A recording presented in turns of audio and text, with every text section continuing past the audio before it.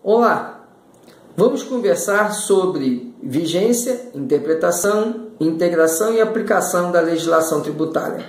Mais especificamente, quero conversar com vocês sobre a interpretação e a integração da legislação tributária.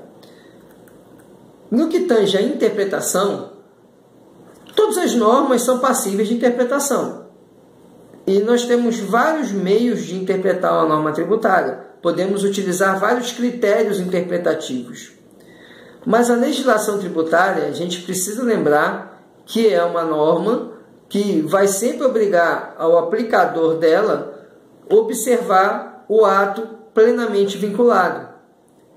Além disso, o nosso Código Tributário estipula algumas situações em que o intérprete ele obrigatoriamente deverá fazer uma interpretação literal, ou seja, ele não poderá utilizar uma interpretação restritiva nem uma interpretação extensiva. Ele vai ter que aplicar literalmente a norma tributária. Que situações são essas?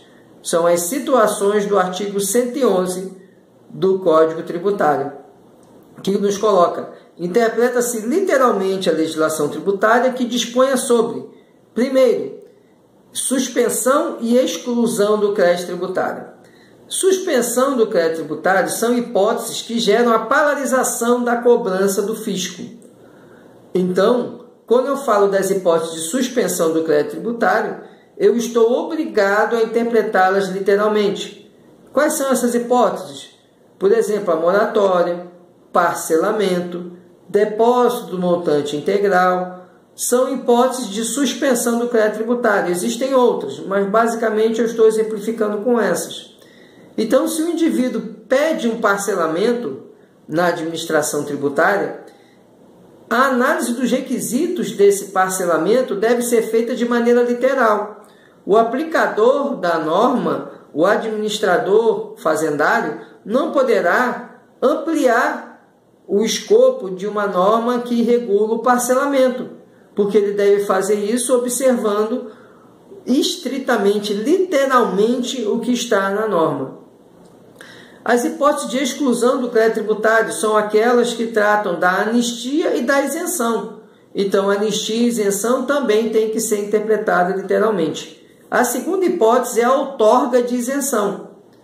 O que é outorga? É a concessão de uma isenção. Então, quando o indivíduo requer uma isenção, deve ser aplicada a norma de modo literal. Não pode a administração fazendária restringir nem ampliar a interpretação para poder analisar e adequar a norma ao caso concreto. Vamos ao exemplo. A legislação do imposto de renda prevê várias hipóteses de isenção em razão de doenças. Algumas doenças são alcançadas pela isenção de imposto de renda. Por mais que o indivíduo ele se compadeça, né, o servidor fazendário se compadeça com a situação do contribuinte, ele não poderá conceder uma isenção que não seja na lista das doenças elencadas. Então, por mais que o indivíduo ele tenha padecido de uma doença grave, se ela não estiver elencada na lista de doenças alcançadas pela isenção, não poderá o aplicador da norma estender a ele a isenção, porque a outorga de isenção deve ser interpretada literalmente. E a última hipótese é a dispensa de cumprimento de obrigação acessória. O que são obrigações acessórias? São aquelas obrigações que se referem a fazer ou não fazer algo no interesse da fiscalização tributária. Então, entregar uma declaração é uma obrigação acessória. Eu não posso, então, como aplicador da lei tributária, fazer interpretação extensiva ou restritiva de uma dispensa de obrigação acessória. Eu tenho que observar estritamente, literalmente, o que está na lei tributária. O artigo 112 nos traz aqui uma possibilidade de interpretação in bona parte, ou seja, interpretação favorável ao contribuinte. Olha o que fala o artigo 112. A lei tributária que define infrações ou dicomina penalidades. Então, o primeiro aspecto é que isso só se aplica no caso de penalidades, no caso de descumprimento de legislação tributária. Então, não vai se aplicar para fato gerador, para estipular o tributo, para obrigação tributária, lançamento, não. Apenas para a questão de obrigação, de aplicação de penalidades, melhor dizendo. Então, a lei tributária que define infrações ou combina penalidades interpreta-se da maneira mais favorável ao acusado, né, ao contribuinte. Em caso de dúvida, então veja, outra condição. Eu só posso fazer a interpretação mais favorável se a norma gerar dúvida. Se ela não gerar dúvida, eu não posso reivindicar a aplicação de uma interpretação mais favorável. Então ele fala, né, em que situações? Quanto à capitulação legal do fato, natureza das circunstâncias do fato, autoria do fato, penalidade. Então, sempre que eu falar de aplicação de penalidade de infrações administrativas tributárias, é possível a interpretação mais favorável ao contribuinte, desde que a norma gere dúvida. Se ela não gerar dúvida, isso não será possível. Outra regra de interpretação está no artigo 109 do nosso Código Tributário, que fala que os princípios gerais de direito tributário utilizam-se para a pesquisa, os princípios gerais de direito privado utilizam-se para a pesquisa da definição, conteúdo, alcance de seus institutos, formas, mas não para a definição dos efeitos tributários. O que significa isso? Significa que, quando eu vou analisar uma situação jurídica que está sujeita à legislação tributária, e essa situação jurídica é regulada pelos princípios de direito privado, eu vou olhar os princípios de direito privado, vou compreendê-los, vou ver o alcance deles, a definição, mas isso não pode ser usado para alterar o efeito tributário. Vamos a um exemplo. Propriedade é um instituto do direito privado. E o direito de propriedade ele é regulado por vários princípios. Então, eu vou analisar o direito de propriedade, os princípios do direito de propriedade. Mas quando eu for para a norma tributária, eu não posso utilizar um princípio de direito privado para afastar a norma tributária. Eu vou conhecer os institutos da propriedade, os princípios do direito de propriedade, mas se esses princípios eles conflitarem com a norma tributária, eu não posso usar eles para afastar a norma tributária. Por isso que eu posso utilizar os princípios de direito privado para compreender o instituto, mas não posso usá-los para afastar a incidência tributária. E o artigo 112 fala que a lei tributária não pode alterar definição, conteúdo e alcance dos institutos de direito privado, que sejam utilizados na Constituição para definir ou limitar competências tributárias. O que significa isso? Se por um lado eu não posso usar os princípios de direito privado não poderão ser utilizados para a definição dos efeitos tributários, eu também não posso utilizar os princípios de direito privado para afastar a competência tributária. Eu não posso pegar uma regra lá do direito civil, um princípio do direito civil, e querer com ele definir ou limitar uma competência tributária. Então veja que o alcance dos institutos de direito privado ele é muito limitado no direito tributário.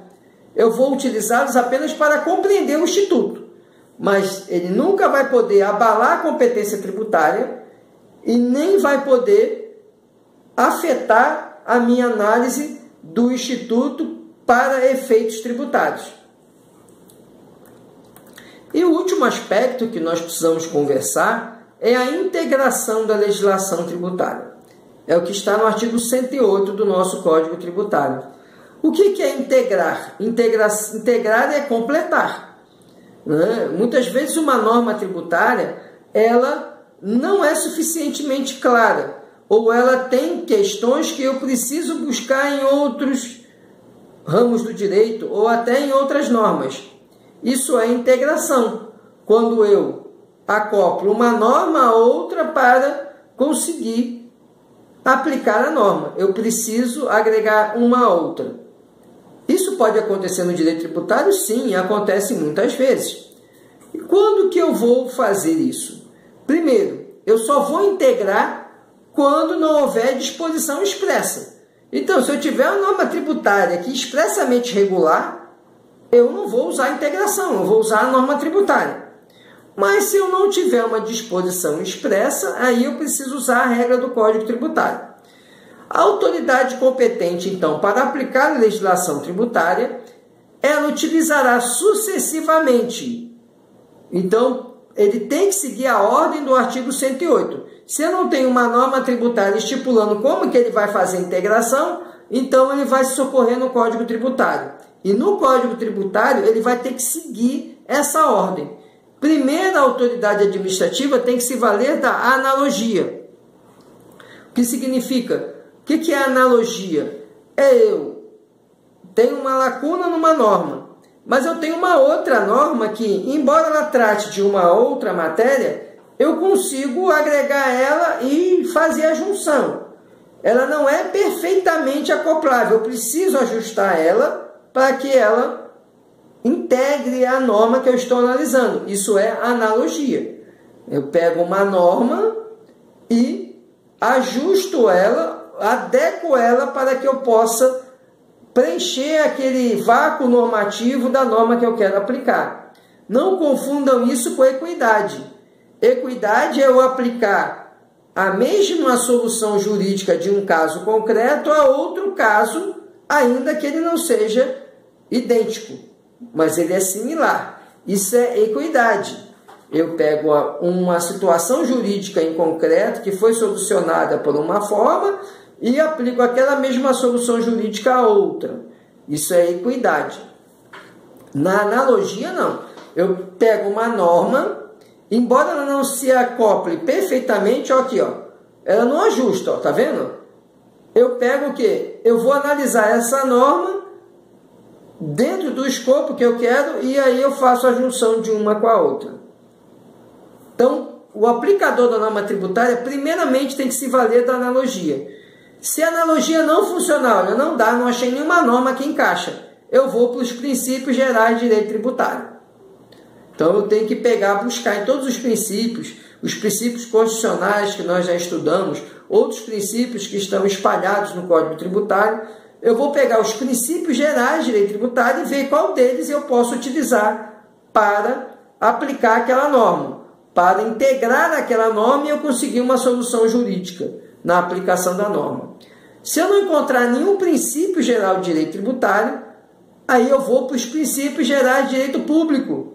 Por exemplo, o princípio da indisponibilidade do interesse público, o princípio da supremacia do interesse público sobre o privado e tantos outros princípios do direito público.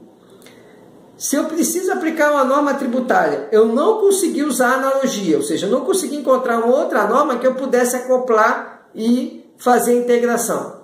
Procurei os princípios do direito tributário e não consegui nenhum que pudesse também fazer a integração da norma. Então, eu vou para os princípios gerais de direito público. E aí, nesses princípios gerais de direito público, vou encontrar aqueles que podem servir de escopo para eu solucionar o caso concreto aplicando aquela norma. E, por último, a equidade, que eu já comentei com vocês. Equidade é quando eu verifico uma situação jurídica onde eu apliquei determinada solução e aplico essa mesma solução ao outro caso, que embora não seja idêntico, existem características similares entre um e outro. Isso é equidade. E duas regras importantes que estão no parágrafo 1º e 2º do artigo 108. A primeira é que a analogia não pode gerar a cobrança de tributo que não é devido. Então, eu não posso aplicar analogia para, numa situação que não está descrita na lei tributária, eu querer tributar. Vamos a um exemplo. Vamos imaginar que a lei estipulasse os veículos automotores que são alcançados pela tributação do IPVA. Eu não posso usar a analogia para, por exemplo, tributar uma aeronave. muito se discute, né? Por que o avião não é tributado e o veículo é? Porque eu não posso aplicar a analogia. Fato gerador é para veículo automotor. Veículo automotor são aqueles que circulam em rodovias, em estradas, em ruas, né? E não aeronave. Por isso que a aeronave não sofre a incidência do IPVA, porque eu não posso fazer uma analogia para cobrar um tributo que não é devido, porque o fato gerador tem que ser interpretado conforme ele é descrito. Segundo caso, eu não posso usar a equidade para gerar dispensa de tributo que é devido. Então, eu não posso usar numa situação que eu tive uma dispensa de um tributo, querer usar a equidade para dar dispensa para outro contribuinte. Por exemplo, existem aquelas empresas que se enquadram em microempresas, empresas de pequeno porte, e que tem aí um regime tributário diferenciado e mais favorável. Eu não posso, eu sou dono de uma indústria e eu vou alegar, não, ó, a indústria ali do Zé, que produz panela, ele é um pequeno produtor de panela, tem uma indústria pequena e ele tem benefícios porque ele é microempresário. Eu quero aplicar a equidade agora para a minha indústria, que é a Tramontina.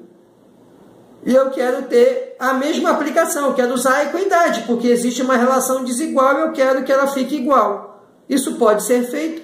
Não, porque a equidade não pode gerar a dispensa de tributo que é devido.